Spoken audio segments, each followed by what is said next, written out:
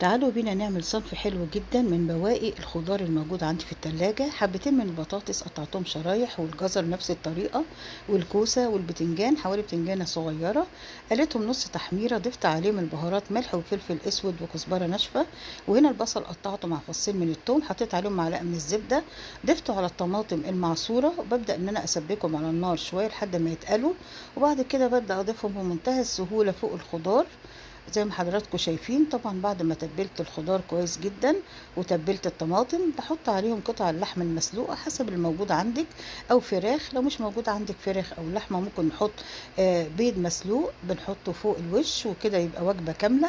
ببدأ ادخلها الفرن على درجة حرارة 180 لحد ما تتشرب الشوربة اللي انا حطيتها حوالي مغرفتين، وبتطلع بالمنظر الجميل ده.